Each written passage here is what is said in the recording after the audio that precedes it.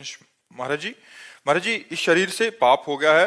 पति से द्वेष भावना के कारण मैंने पर पुरुष से संबंध बना लिए थे। अब मुझे बहुत जलन हो रही है। मैं पाप कर दिया महाराज जी, इस पाप का स्वीकार करती हूँ, बट अब यही तो आज के वातावरण में यही सब बातें फैल रही हैं। इसीलिए तो कहते हैं कहीं ना कहीं आप अध्यात्म से जुड़ी हैं, तभी आपके हृदय में जलन हो रही। नहीं, लेकिन किसको जलन होती है? किसको जलन होती है? तो मनोरंजन माना जा रहा है आज के समाज में। पर अगर हो सके तो लौटो, अपने पति की तरफ भगवत भाव लाओ।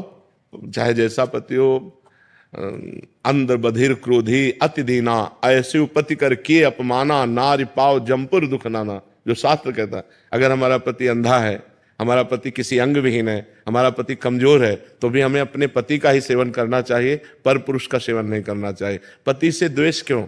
अच्छा, आज की ऐसी स्थिति बनती जा रही है, अब पति दूसरी स्त्री से प्यार कर रहा है तो कहती लो फिर हम तुमको दिखाती, वो दूसरे पुरुष से प्यार कर रहे हैं। अब करे तो क्या करे? मतलब जब तक दोनों पक्ष नहीं संभलेंगे तब तक एक पक्ष को कैसे संभाला जा सकता है? अब पत्नी देख रही कि उसका पति जो है वो उसके सामने किसी दूसरी स्त्री को लेके घर आ रहा है, अब वो क्या करे?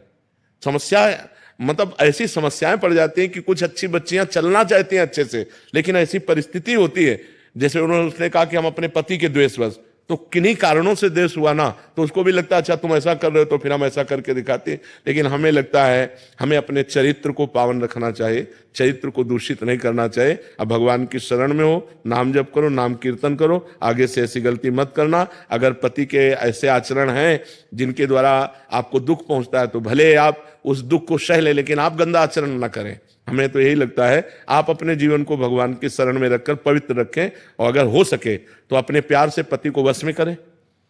ऐसा प्यार प्रस्तुत करें कि पति तुम्हारे अनुकूल हो जाए।